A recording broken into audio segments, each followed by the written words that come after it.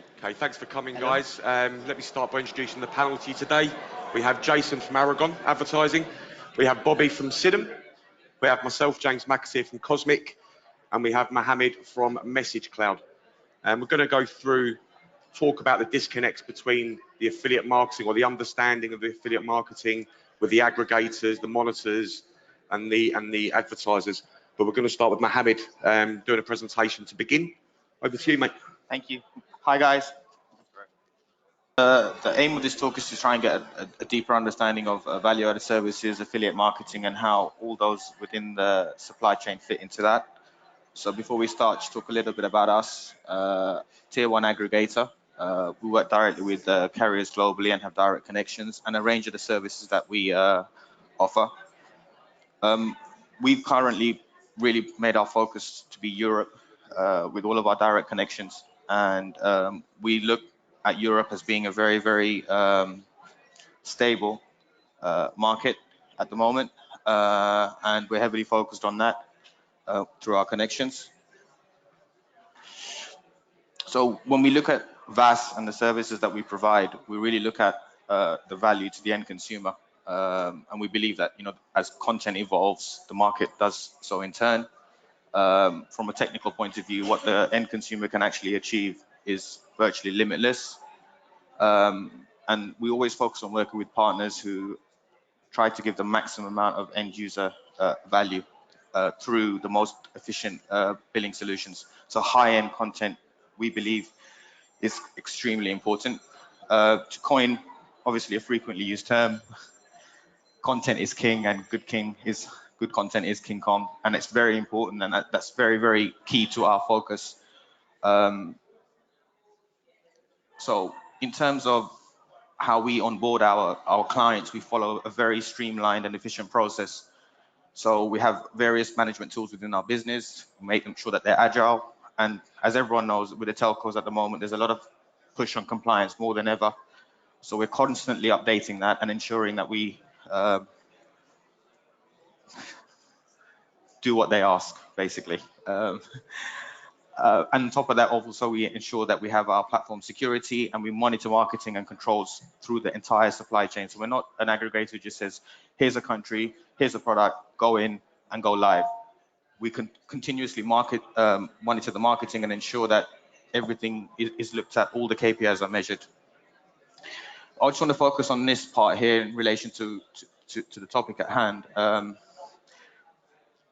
Transparency is important and communication is important. So with us, we don't just work with the VAS, we also advise them on ideally the best type of ad networks to work with, the types of media that works best.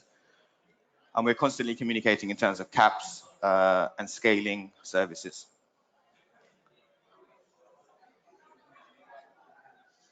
All right, now, just to give you an overview of how our connection with affiliate marketing works, because we're so heavily focused on Europe, because the strength and depth of these markets, what we look at it is in terms of the whole supply chain, making it very, very viable for them. So in terms of the payouts, the stability, the solid base and the relationships that we have with the MNOs, we ensure that they're able to launch services as easily as possible.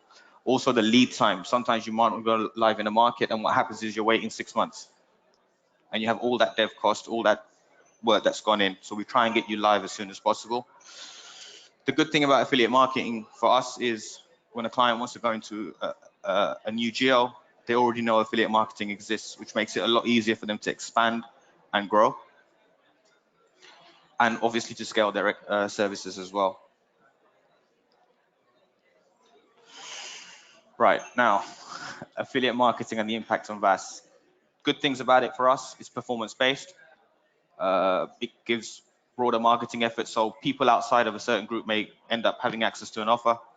It's cost-effective. You can rapidly scale traffic.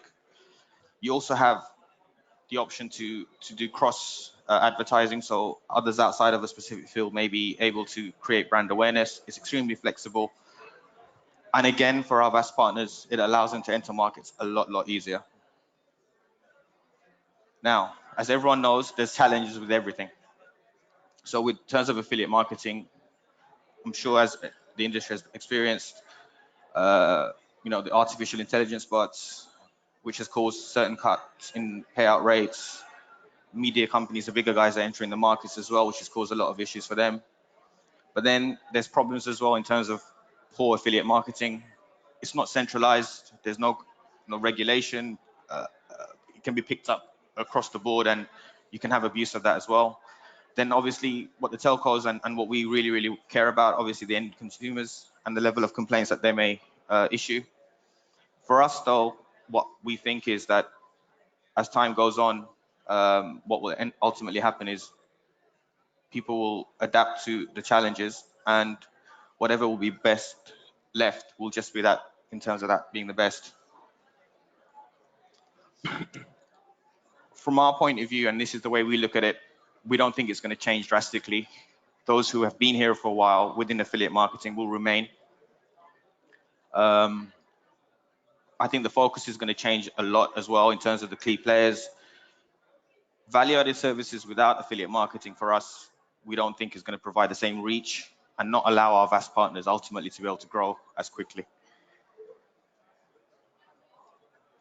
Thank you. Thanks, Mohammed. Okay, so I'd like to open up the discussion now on the panel. And I think quite a key point which has come out of certainly this presentation, and certainly what I deal with in the market, and I know you guys face the same as we discussed it, and it's the disconnect between us as the performance network, the carriers, the regulators, and the monitors. I feel even more like Britney Spears now. So yeah, it's the disconnect and the understanding of what we do as performance networks, how we can help the advertisers, how we can help the aggregators, and more importantly, how we can help the monitors and the regulators if they open up a communication between us. I'd like to open up some of the challenges that we found and what we can do, or what we do, more to the point, in the market to try and protect certain elements of that. If I can start with you, Jason. Yeah, sure. So background of us, we're a marketing network. We worked in the mobile subscription side of the business for 6.5 years across lots of different countries. So we have in place lots of screening, lots of pre-screening, lots of reactive measures. But what we found over the past 2-3 years is the disconnect that we've all kind of seen. That there's instead of an open discussion from start to finish, because we all are part of this process and we want to make money at the end of the day. But there's been much more of a lack of knowledge sharing, but also a lot of finger pointing in terms of who's to blame for certain things happening. So what we've tried to do, and I think what is something that's often missed, is that the day-to-day efforts and the weekly efforts, the reporting we do, and the tools we have on our side of the business, we would like to share. We don't think that the knowledge is actually out there. And we've tried to do this as a network with certain partners in certain countries, which I think we'll come to later. But I think what we really need to do is start, instead of pointing the finger in blame, to make a business the longevity of what we all do. I think we need to start actually sharing information and working much closer together. Yeah, no, I agree. I also think the word affiliate scares a lot of people because they don't understand what it is we actually do and what advantage we actually bring to the marketplace. I think that's fair to say, right? That's fair to say. Yeah, what I want to add in the disconnect in between the performance networks and the carriers, monitors, aggregators, and advertisers, that you have this whole chain, and everybody has his own box of knowledge. Everybody has his own expertise there. The carrier has his own network where there are users in which that has to be regulated. Otherwise, fraudulent traffic can come in, if we look at the mobile subscription part here. Yep. And the aggregator tries to connect that with an advertiser. So then you have all the parties in between there. And then you have the performance networks. And the performance networks, like James was saying as well, are seen mostly as dangerous. And I do think that the knowledge is there, but there is a lack of understanding because everybody is doing his own thing, is thinking out of his own box. But instead of pointing those fingers, I think it's pretty important, or of huge importance, to correlate, to work together rather than just say, okay, this network is doing that. Yeah, okay, we know that. But how are we going to solve this? So I think this disconnect is really lack of understanding rather than lack of knowledge. I'm not sure if you agree with that. But No, I do. And I do. think a lot of the, and I'll come to you in 1 second, Mohammed, Yeah. but I think a lot of the disconnect is maybe between us networks too, is that we don't share enough information between ourselves. Because let's be honest, okay, there's always going to be a road that gets through the net, no matter how many checks we put in place on the traffic side. There's always going to be one. That doesn't mean we can't deal with it by sharing information, whether it be with people like yourself, us as networks, and allowing that information to become public for certain things. Obviously, not everything, because you've got certain commitments towards your clients as well. But certainly, making things more public would allow us to regulate a lot better. Because let's be honest, we're looking for longevity. We're not in for this. Let's do this for a week and get out, because nobody wins. I think often the perception, like you alluded to, is that is what affiliate marketing is all about. And what we've always tried to do is work with, we for a very long time worked with Selfish in France. And on a daily basis, I would be putting together a VPN, Google France, trying to find hack sites, trying to find PayPal sites, and then sharing that not only with Selfish, but putting it together and sharing it with everyone we work with in France. So if we found their links on the site, we would give them the heads up so they could proactively, before it was found, go and stop these. We would create a blacklist of names. We would create publisher names that we would share with whoever would share with us. But often there was that the box is really important, because people don't want to share their information. Yeah. But also that information, we made ourselves open to all the carriers in France who wanted to understand what we did, wanted to know what our traffic sources were. We gave as much information about traffic to our partners in all the countries. And obviously there's, like James said, there are rogues all the time. But what we also found is that with all of our advertising partners, they worked with 25, 50 traffic partners as well. So if we stopped and we blacklisted, that traffic source would instantly jump to another source. It would continue, and that country, that industry would be continually harmed.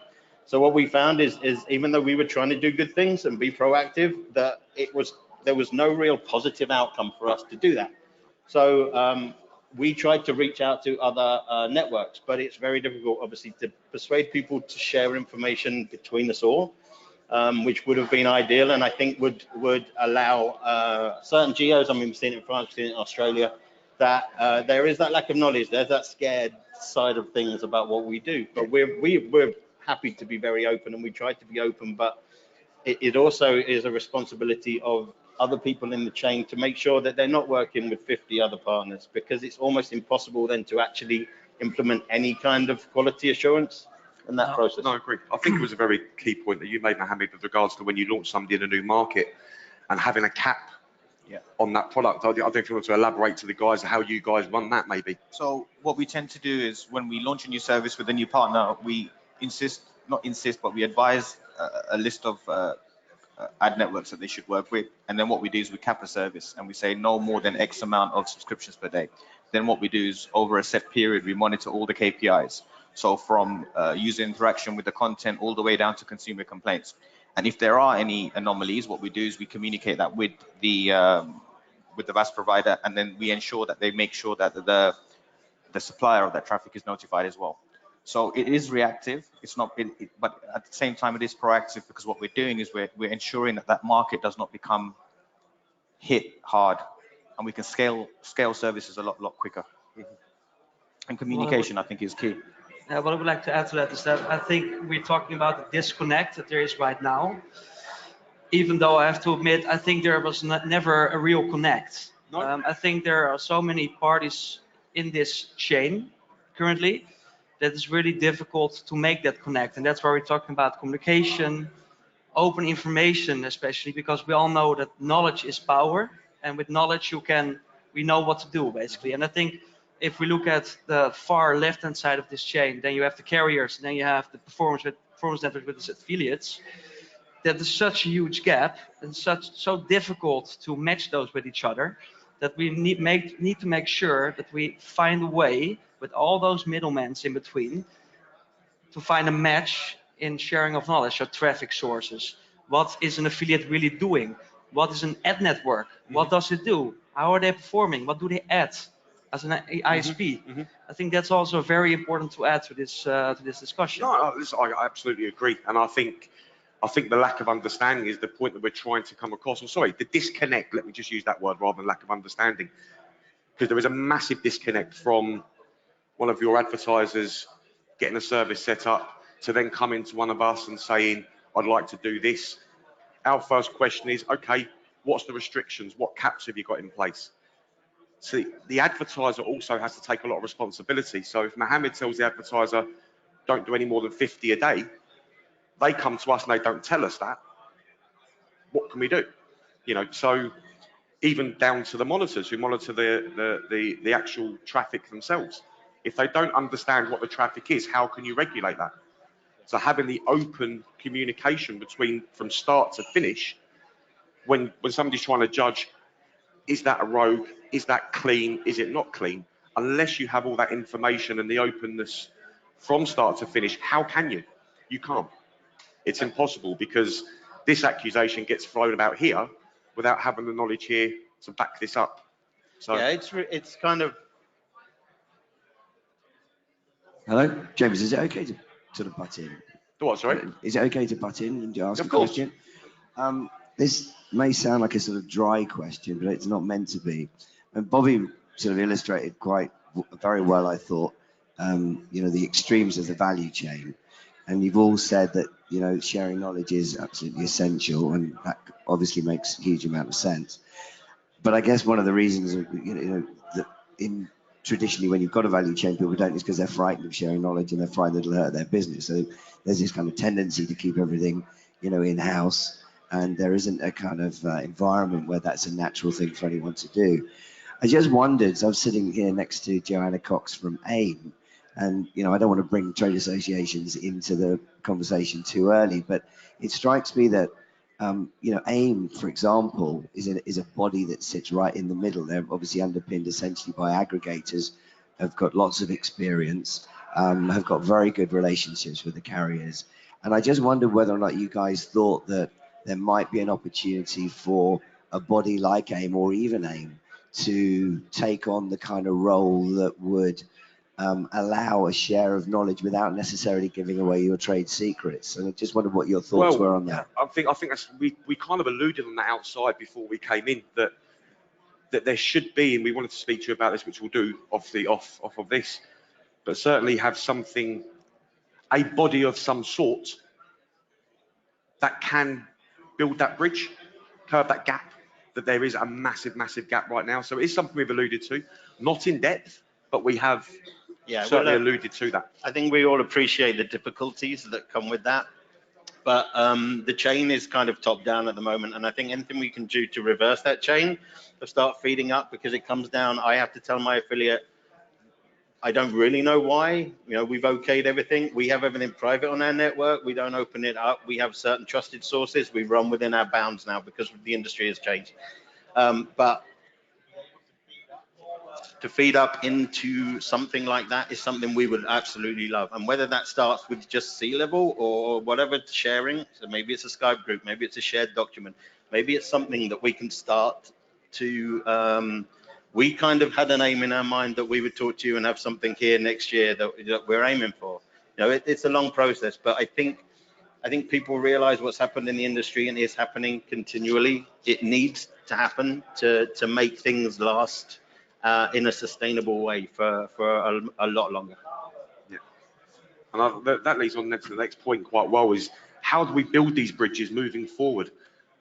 Obviously starting with a regulatory body, not so much a regulatory body, a body that sits in between to try and kill that disconnect. But what other, sort of from an aggregator's point of view, what bridges do you think we could work towards to start to basically curb the gap that's sitting there right now? I think definitely the most important thing is constant communication. If you know something about a specific event or a situation, then you should share that. And then from there, I think more people become interested and it can build from there. But we all want what's best. And the best way to achieve that is through talking. If we don't, and we say, I have this traffic, I'm not going to share it, or I have this problem, I'm going to hide it, then what happens is markets get affected, like we've seen in France and Australia and so on and so on. It's numerous. It's becoming every quarter at least one market is being adversely affected. From our point of view, it ruins our relationship with telcos, and the cost for us to get a connection is huge. So the way that we look at it is, okay, if everyone communicates, then we can do what's best for that market and scale in that market and expand accordingly. Yeah. I want to make something quite clear, which probably come across my negative so far, is that none of us want to stop the traffic. None of us want to stop the conversions that are happening. What we want to do is clean it up to the extent that we all get longevity from it. Yeah. And that there's none of this, oh, well, if you're using affiliate marketing, you're not allowed to launch that service, because that's the wrong attitude. And again, that is the disconnect that certainly I encounter a lot, is that people not understanding what the traffic is and not understanding the measures that we as networks and some networks are here put in place to try and stop it. You know, you're never going to stop it all. That goes for any part of the telecoms industry. You're never going to stop it all.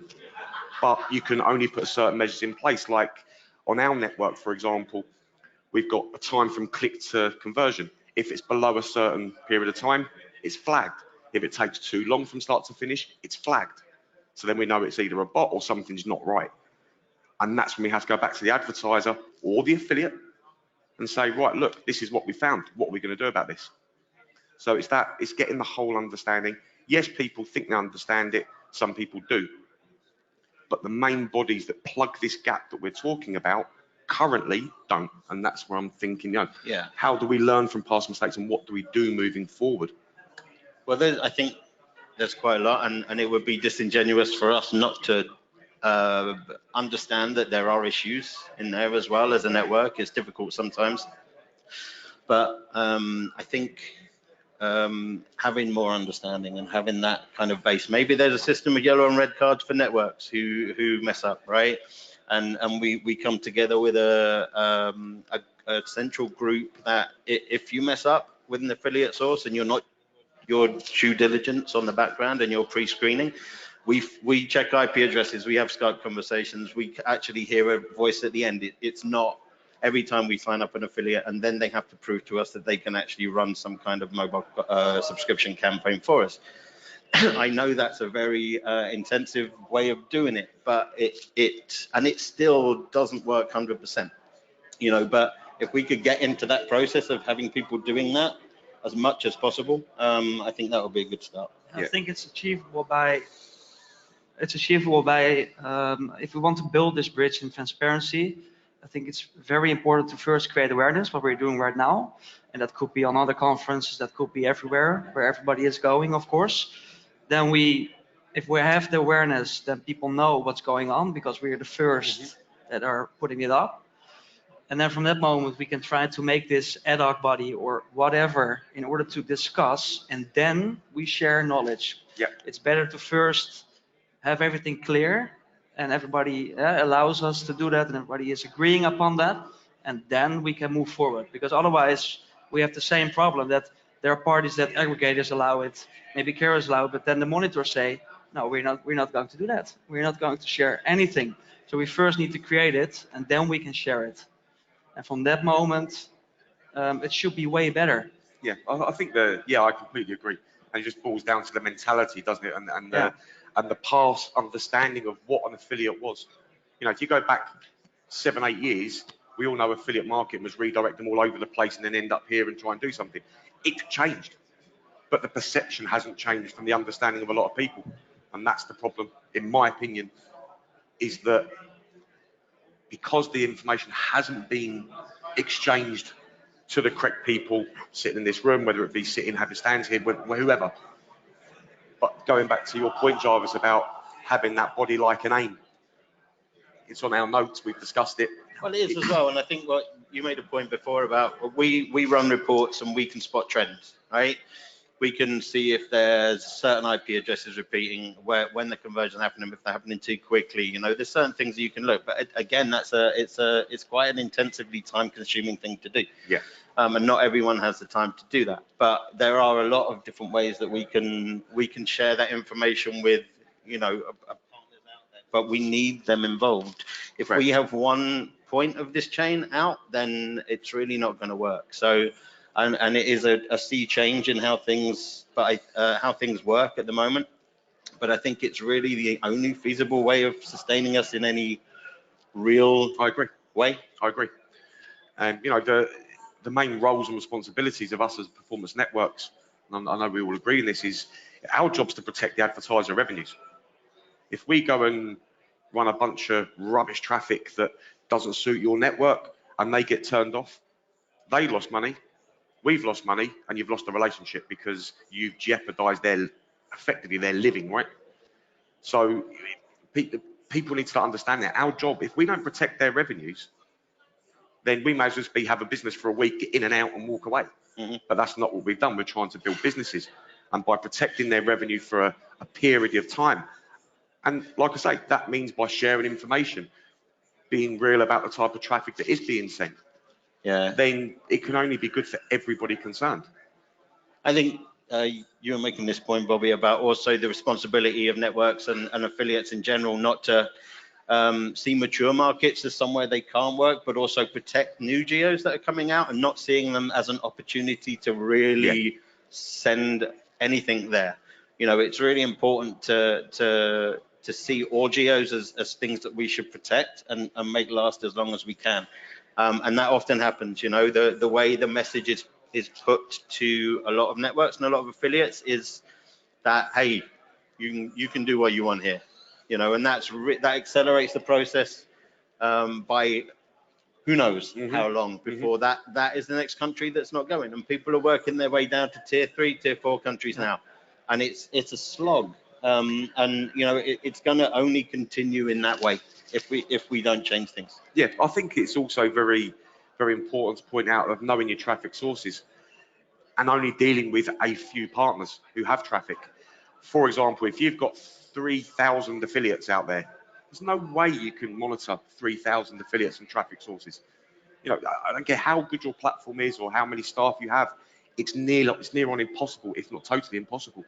So knowing your traffic sources can only help people such as Message Cloud, monitors, advertisers alike, and us, because you get to know their trends, and you don't like the checks you do, for example, and I'm sure you do when they come on board. Yeah. It's knowing everything before they start. Yeah, absolutely. And if you don't know it, you can't govern it.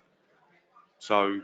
And I think there's another example as well that, like what you wanted to mention, is that we need to create value towards the end customer too. Right now we have still products like mobile subscription, for example, where you can win an iPhone, which is not an iPhone, or you're not going to win it. Or even worse, Flappy Bird, where you pay 10 euros a week and then you get the bill of $40, 40 euros in a month.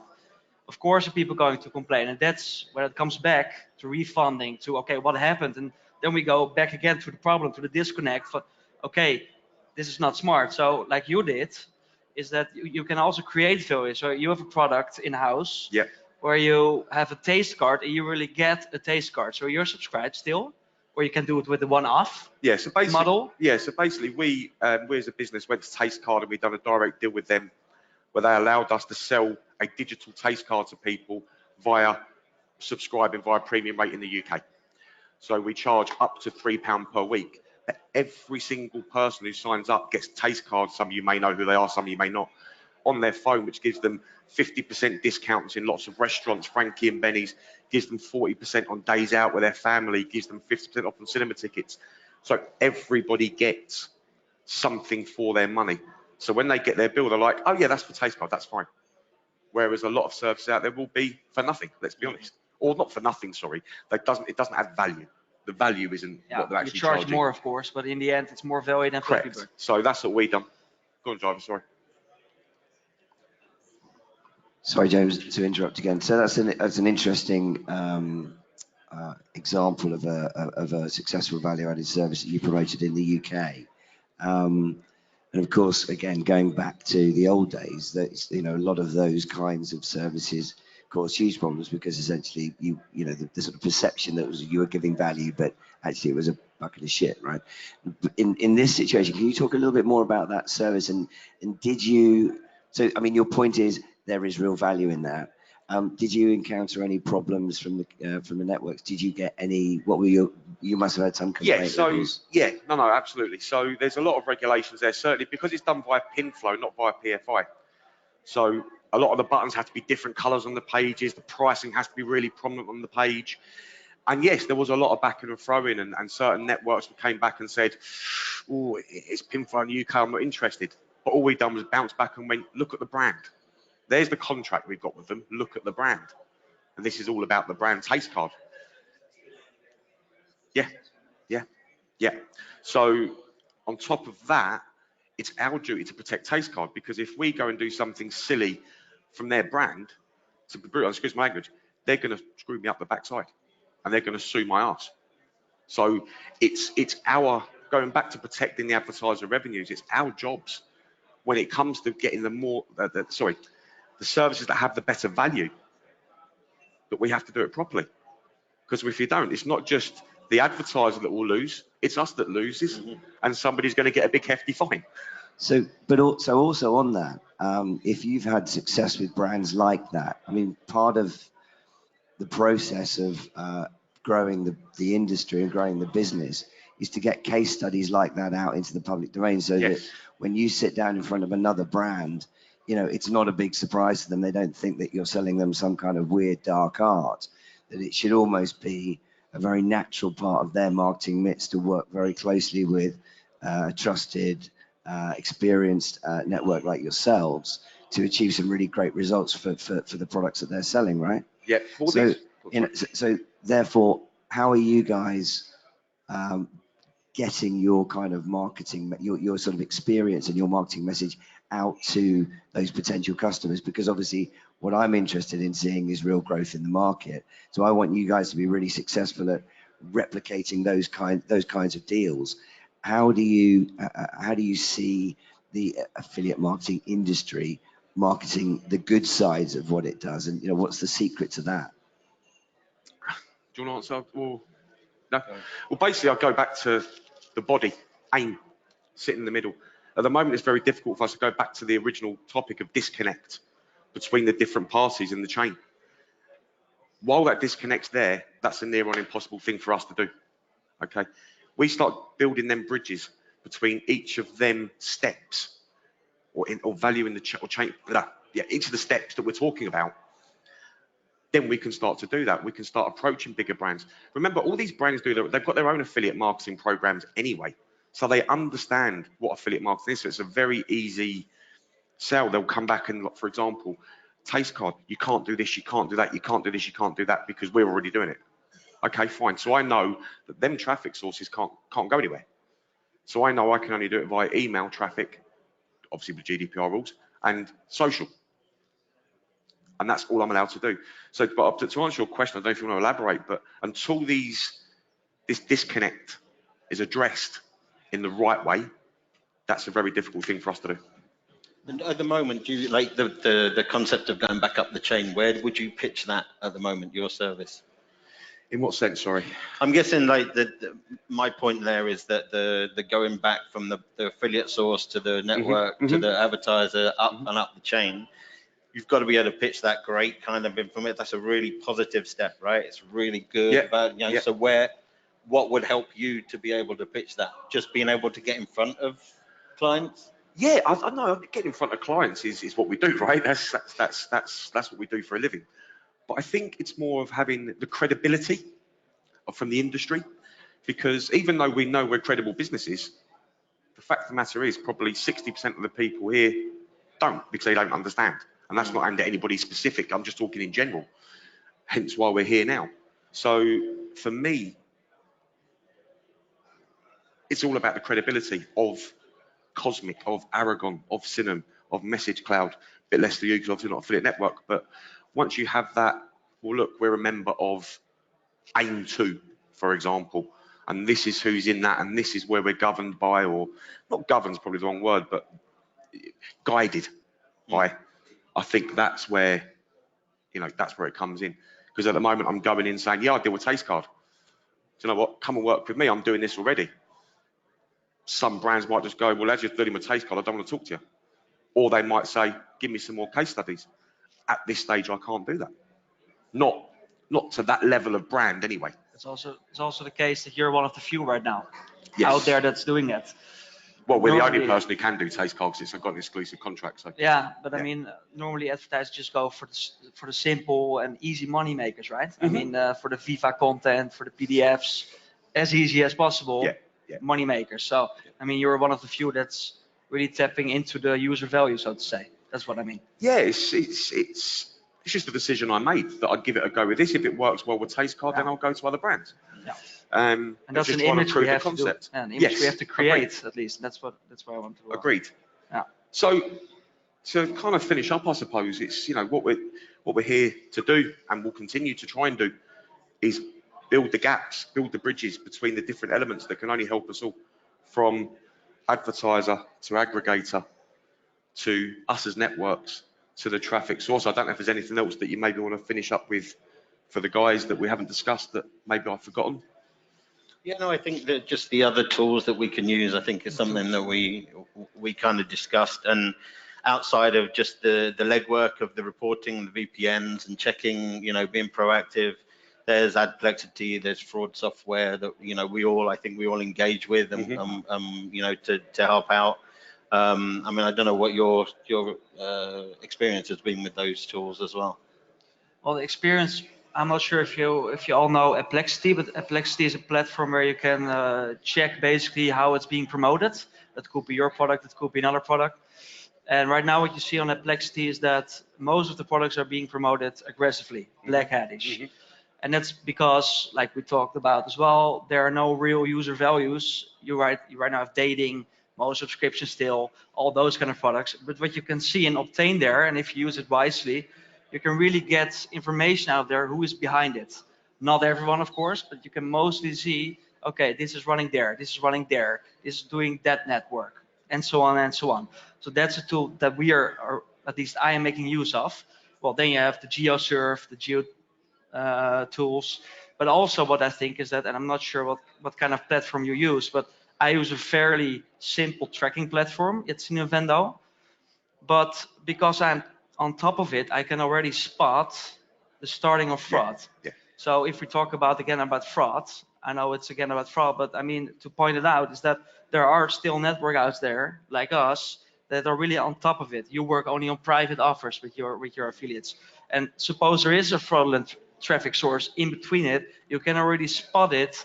For example, an IP address, you can see, okay, which phones are targeted. Is it only desktop? Is it the conversion ratio? Yeah. You can name it. And you have a lot of account managers which are inexperienced, I think, right now, or not trained. And just see the numbers.